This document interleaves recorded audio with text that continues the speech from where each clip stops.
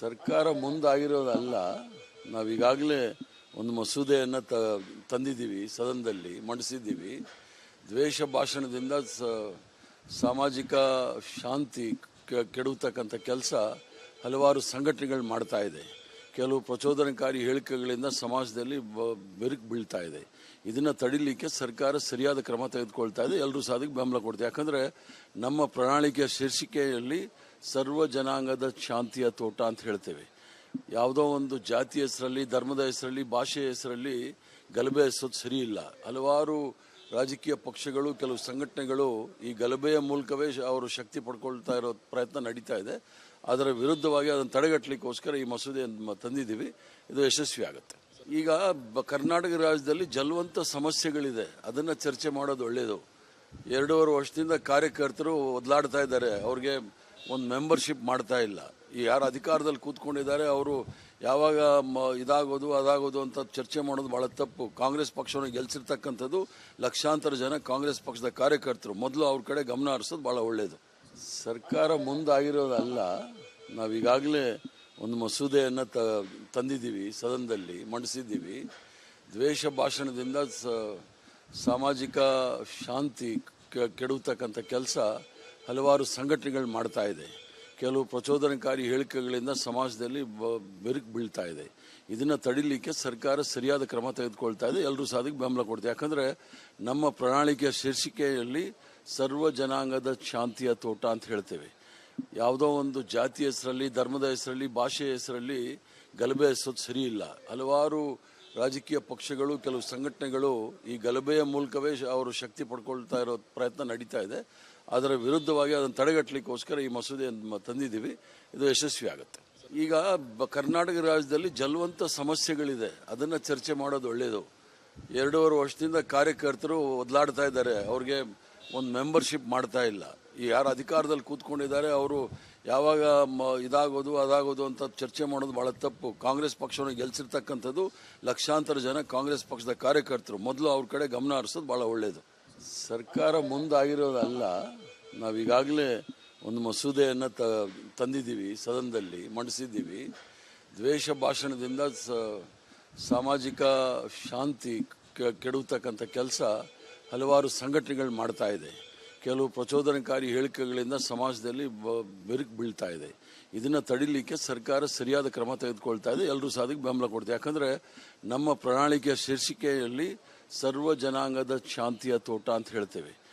ಯಾವುದೋ ಒಂದು ಜಾತಿ ಹೆಸರಲ್ಲಿ, ಧರ್ಮದ ಹೆಸರಲ್ಲಿ, ಭಾಷೆಯ ಹೆಸರಲ್ಲಿ ಗಲಭೆ ಎಸೋದು ಸರಿ ಇಲ್ಲ. ಹಲವಾರು ರಾಜಕೀಯ ಪಕ್ಷಗಳು, ಕೆಲವು ಸಂಘಟನೆಗಳು ಈ ಗಲಭೆಯ ಮೂಲಕವೇ ಅವರು ಶಕ್ತಿ ಪಡ್ಕೊಳ್ತಾ ಇರೋ ಪ್ರಯತ್ನ ನಡೀತಾ ಇದೆ. ಅದರ ವಿರುದ್ಧವಾಗಿ ಅದನ್ನು ತಡೆಗಟ್ಟಲಿಕ್ಕೋಸ್ಕರ ಈ ಮಸೂದೆಯನ್ನು ತಂದಿದ್ದೀವಿ. ಇದು ಯಶಸ್ವಿ ಆಗುತ್ತೆ. ಈಗ ಕರ್ನಾಟಕ ರಾಜ್ಯದಲ್ಲಿ ಜಲವಂತ ಸಮಸ್ಯೆಗಳಿದೆ, ಅದನ್ನು ಚರ್ಚೆ ಮಾಡೋದು ಒಳ್ಳೆಯದು. 2.5 ವರ್ಷದಿಂದ ಕಾರ್ಯಕರ್ತರು ಒದ್ಲಾಡ್ತಾ ಇದ್ದಾರೆ. ಅವ್ರಿಗೆ ಒಂದು ಮೆಂಬರ್ಶಿಪ್ ಮಾಡ್ತಾ ಇಲ್ಲ. ಈ ಯಾರು ಅಧಿಕಾರದಲ್ಲಿ ಕೂತ್ಕೊಂಡಿದ್ದಾರೆ ಅವರು ಯಾವಾಗ ಇದಾಗೋದು ಅದಾಗೋದು ಅಂತ ಚರ್ಚೆ ಮಾಡೋದು ಭಾಳ ತಪ್ಪು. ಕಾಂಗ್ರೆಸ್ ಪಕ್ಷವನ್ನು ಗೆಲ್ಸಿರ್ತಕ್ಕಂಥದ್ದು ಲಕ್ಷಾಂತರ ಜನ ಕಾಂಗ್ರೆಸ್ ಪಕ್ಷದ ಕಾರ್ಯಕರ್ತರು. ಮೊದಲು ಅವ್ರ ಕಡೆ ಗಮನ ಹರಿಸೋದು ಭಾಳ ಒಳ್ಳೆಯದು. ಸರ್ಕಾರ ಮುಂದಾಗಿರೋದಲ್ಲ. ನಾವೀಗಾಗಲೇ ಒಂದು ಮಸೂದೆಯನ್ನು ತಂದಿದ್ದೀವಿ, ಸದನದಲ್ಲಿ ಮಂಡಿಸಿದ್ದೀವಿ. ದ್ವೇಷ ಭಾಷಣದಿಂದ ಸಾಮಾಜಿಕ ಶಾಂತಿ ಕೆಡುತ್ತಕ್ಕಂಥ ಕೆಲಸ ಹಲವಾರು ಸಂಘಟನೆಗಳು ಮಾಡ್ತಾ ಇದೆ. ಕೆಲವು ಪ್ರಚೋದನಕಾರಿ ಹೇಳಿಕೆಗಳಿಂದ ಸಮಾಜದಲ್ಲಿ ಬೆರುಕು ಬೀಳ್ತಾ ಇದೆ. ಇದನ್ನು ತಡಿಲಿಕ್ಕೆ ಸರ್ಕಾರ ಸರಿಯಾದ ಕ್ರಮ ತೆಗೆದುಕೊಳ್ತಾ ಇದೆ. ಎಲ್ಲರೂ ಸಹ ಅದಕ್ಕೆ ಬೆಂಬಲ ಕೊಡ್ತೀವಿ. ಯಾಕಂದರೆ ನಮ್ಮ ಪ್ರಣಾಳಿಕೆಯ ಶೀರ್ಷಿಕೆಯಲ್ಲಿ ಸರ್ವ ಜನಾಂಗದ ಶಾಂತಿಯ ತೋಟ ಅಂತ ಹೇಳ್ತೇವೆ. ಯಾವುದೋ ಒಂದು ಜಾತಿ ಹೆಸರಲ್ಲಿ, ಧರ್ಮದ ಹೆಸರಲ್ಲಿ, ಭಾಷೆಯ ಹೆಸರಲ್ಲಿ ಗಲಭೆ ಎಸೋದು ಸರಿ ಇಲ್ಲ. ಹಲವಾರು ರಾಜಕೀಯ ಪಕ್ಷಗಳು, ಕೆಲವು ಸಂಘಟನೆಗಳು ಈ ಗಲಭೆಯ ಮೂಲಕವೇ ಅವರು ಶಕ್ತಿ ಪಡ್ಕೊಳ್ತಾ ಇರೋ ಪ್ರಯತ್ನ ನಡೀತಾ ಇದೆ.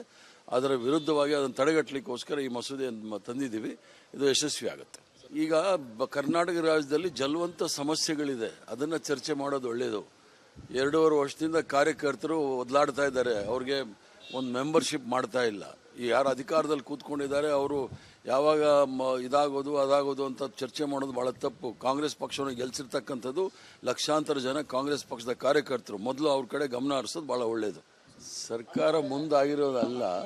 ನಾವೀಗಾಗಲೇ ಒಂದು ಮಸೂದೆಯನ್ನು ತಂದಿದ್ದೀವಿ, ಸದನದಲ್ಲಿ ಮಂಡಿಸಿದ್ದೀವಿ. ದ್ವೇಷ ಭಾಷಣದಿಂದ ಸಾಮಾಜಿಕ ಶಾಂತಿ ಕೆಡುತ್ತಕ್ಕಂಥ ಕೆಲಸ ಹಲವಾರು ಸಂಘಟನೆಗಳು ಮಾಡ್ತಾ ಇದೆ. ಕೆಲವು ಪ್ರಚೋದನಕಾರಿ ಹೇಳಿಕೆಗಳಿಂದ ಸಮಾಜದಲ್ಲಿ ಬೆರುಕು ಬೀಳ್ತಾ ಇದೆ. ಇದನ್ನು ತಡಿಲಿಕ್ಕೆ ಸರ್ಕಾರ ಸರಿಯಾದ ಕ್ರಮ ತೆಗೆದುಕೊಳ್ತಾ ಇದೆ. ಎಲ್ಲರೂ ಸಹ ಅದಕ್ಕೆ ಬೆಂಬಲ ಕೊಡ್ತೀವಿ. ಯಾಕಂದರೆ ನಮ್ಮ ಪ್ರಣಾಳಿಕೆಯ ಶೀರ್ಷಿಕೆಯಲ್ಲಿ ಸರ್ವ ಜನಾಂಗದ ಶಾಂತಿಯ ತೋಟ ಅಂತ ಹೇಳ್ತೇವೆ. ಯಾವುದೋ ಒಂದು ಜಾತಿ ಹೆಸರಲ್ಲಿ, ಧರ್ಮದ ಹೆಸರಲ್ಲಿ, ಭಾಷೆಯ ಹೆಸರಲ್ಲಿ ಗಲಭೆ ಎಸೋದು ಸರಿ ಇಲ್ಲ. ಹಲವಾರು ರಾಜಕೀಯ ಪಕ್ಷಗಳು, ಕೆಲವು ಸಂಘಟನೆಗಳು ಈ ಗಲಭೆಯ ಮೂಲಕವೇ ಅವರು ಶಕ್ತಿ ಪಡ್ಕೊಳ್ತಾ ಇರೋ ಪ್ರಯತ್ನ ನಡೀತಾ ಇದೆ. ಅದರ ವಿರುದ್ಧವಾಗಿ ಅದನ್ನು ತಡೆಗಟ್ಟಲಿಕ್ಕೋಸ್ಕರ ಈ ಮಸೂದೆಯನ್ನು ತಂದಿದ್ದೀವಿ. ಇದು ಯಶಸ್ವಿ ಆಗುತ್ತೆ. ಈಗ ಕರ್ನಾಟಕ ರಾಜ್ಯದಲ್ಲಿ ಜಲವಂತ ಸಮಸ್ಯೆಗಳಿದೆ, ಅದನ್ನು ಚರ್ಚೆ ಮಾಡೋದು ಒಳ್ಳೆಯದು. 2.5 ವರ್ಷದಿಂದ ಕಾರ್ಯಕರ್ತರು ಒದ್ಲಾಡ್ತಾ ಇದ್ದಾರೆ. ಅವ್ರಿಗೆ ಒಂದು ಮೆಂಬರ್ಶಿಪ್ ಮಾಡ್ತಾ ಇಲ್ಲ. ಈ ಯಾರು ಅಧಿಕಾರದಲ್ಲಿ ಕೂತ್ಕೊಂಡಿದ್ದಾರೆ ಅವರು ಯಾವಾಗ ಇದಾಗೋದು ಅದಾಗೋದು ಅಂತ ಚರ್ಚೆ ಮಾಡೋದು ಭಾಳ ತಪ್ಪು. ಕಾಂಗ್ರೆಸ್ ಪಕ್ಷವನ್ನು ಗೆಲ್ಸಿರ್ತಕ್ಕಂಥದ್ದು ಲಕ್ಷಾಂತರ ಜನ ಕಾಂಗ್ರೆಸ್ ಪಕ್ಷದ ಕಾರ್ಯಕರ್ತರು. ಮೊದಲು ಅವ್ರ ಕಡೆ ಗಮನ ಹರಿಸೋದು ಭಾಳ ಒಳ್ಳೆಯದು. ಸರ್ಕಾರ ಮುಂದಾಗಿರೋದಲ್ಲ, ನಾವೀಗಾಗಲೇ ಒಂದು ಮಸೂದೆಯನ್ನು ತಂದಿದ್ದೀವಿ, ಸದನದಲ್ಲಿ ಮಂಡಿಸಿದ್ದೀವಿ. ದ್ವೇಷ ಭಾಷಣದಿಂದ ಸಾಮಾಜಿಕ ಶಾಂತಿ ಕೆಡುತ್ತಕ್ಕಂಥ ಕೆಲಸ ಹಲವಾರು ಸಂಘಟನೆಗಳು ಮಾಡ್ತಾ ಇದೆ. ಕೆಲವು ಪ್ರಚೋದನಕಾರಿ ಹೇಳಿಕೆಗಳಿಂದ ಸಮಾಜದಲ್ಲಿ ಬೆರುಕು ಬೀಳ್ತಾ ಇದೆ. ಇದನ್ನು ತಡಿಲಿಕ್ಕೆ ಸರ್ಕಾರ ಸರಿಯಾದ ಕ್ರಮ ತೆಗೆದುಕೊಳ್ತಾ ಇದೆ. ಎಲ್ಲರೂ ಸಹ ಅದಕ್ಕೆ ಬೆಂಬಲ ಕೊಡ್ತೀವಿ. ಯಾಕಂದರೆ ನಮ್ಮ ಪ್ರಣಾಳಿಕೆಯ ಶೀರ್ಷಿಕೆಯಲ್ಲಿ ಸರ್ವ ಜನಾಂಗದ ಶಾಂತಿಯ ತೋಟ ಅಂತ ಹೇಳ್ತೇವೆ. ಯಾವುದೋ ಒಂದು ಜಾತಿ ಹೆಸರಲ್ಲಿ, ಧರ್ಮದ ಹೆಸರಲ್ಲಿ, ಭಾಷೆಯ ಹೆಸರಲ್ಲಿ ಗಲಭೆ ಎಸೋದು ಸರಿ ಇಲ್ಲ. ಹಲವಾರು ರಾಜಕೀಯ ಪಕ್ಷಗಳು, ಕೆಲವು ಸಂಘಟನೆಗಳು ಈ ಗಲಭೆಯ ಮೂಲಕವೇ ಅವರು ಶಕ್ತಿ ಪಡ್ಕೊಳ್ತಾ ಇರೋ ಪ್ರಯತ್ನ ನಡೀತಾ ಇದೆ. ಅದರ ವಿರುದ್ಧವಾಗಿ ಅದನ್ನು ತಡೆಗಟ್ಟಲಿಕ್ಕೋಸ್ಕರ ಈ ಮಸೂದೆಯನ್ನು ತಂದಿದ್ದೀವಿ. ಇದು ಯಶಸ್ವಿ ಆಗುತ್ತೆ. ಈಗ ಕರ್ನಾಟಕ ರಾಜ್ಯದಲ್ಲಿ ಜಲವಂತ ಸಮಸ್ಯೆಗಳಿದೆ, ಅದನ್ನು ಚರ್ಚೆ ಮಾಡೋದು ಒಳ್ಳೆಯದು. 2.5 ವರ್ಷದಿಂದ ಕಾರ್ಯಕರ್ತರು ಒದ್ಲಾಡ್ತಾ ಇದ್ದಾರೆ. ಅವ್ರಿಗೆ ಒಂದು ಮೆಂಬರ್ಶಿಪ್ ಮಾಡ್ತಾ ಇಲ್ಲ.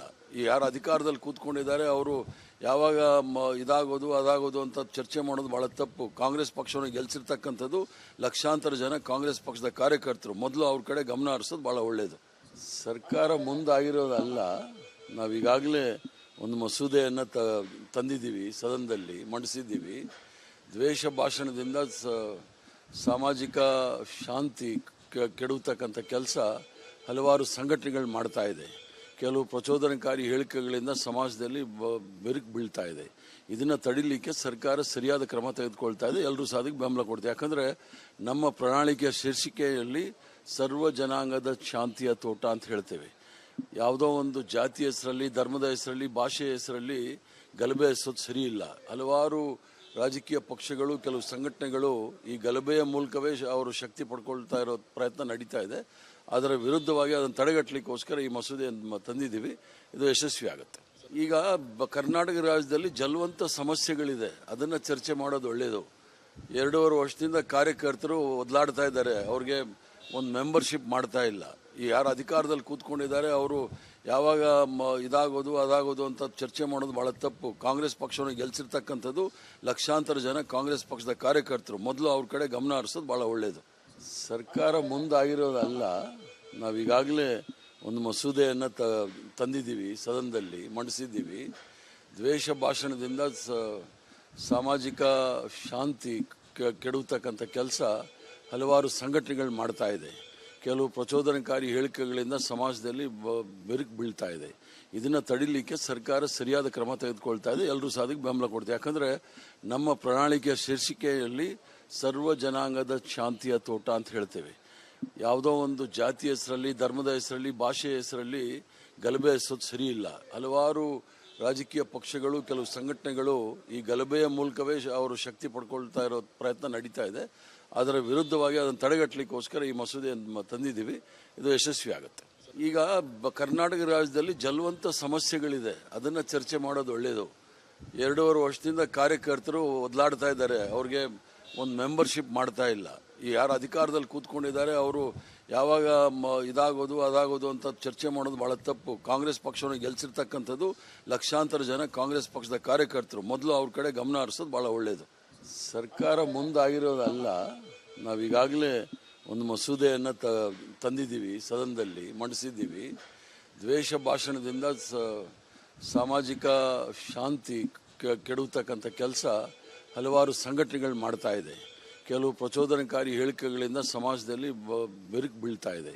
ಇದನ್ನು ತಡಿಲಿಕ್ಕೆ ಸರ್ಕಾರ ಸರಿಯಾದ ಕ್ರಮ ತೆಗೆದುಕೊಳ್ತಾ ಇದೆ. ಎಲ್ಲರೂ ಸಹ ಅದಕ್ಕೆ ಬೆಂಬಲ ಕೊಡ್ತೀವಿ. ಯಾಕಂದರೆ ನಮ್ಮ ಪ್ರಣಾಳಿಕೆಯ ಶೀರ್ಷಿಕೆಯಲ್ಲಿ ಸರ್ವ ಜನಾಂಗದ ಶಾಂತಿಯ ತೋಟ ಅಂತ ಹೇಳ್ತೇವೆ. ಯಾವುದೋ ಒಂದು ಜಾತಿ ಹೆಸರಲ್ಲಿ, ಧರ್ಮದ ಹೆಸರಲ್ಲಿ, ಭಾಷೆಯ ಹೆಸರಲ್ಲಿ ಗಲಭೆ ಎಸೋದು ಸರಿ ಇಲ್ಲ. ಹಲವಾರು ರಾಜಕೀಯ ಪಕ್ಷಗಳು, ಕೆಲವು ಸಂಘಟನೆಗಳು ಈ ಗಲಭೆಯ ಮೂಲಕವೇ ಅವರು ಶಕ್ತಿ ಪಡ್ಕೊಳ್ತಾ ಇರೋ ಪ್ರಯತ್ನ ನಡೀತಾ ಇದೆ.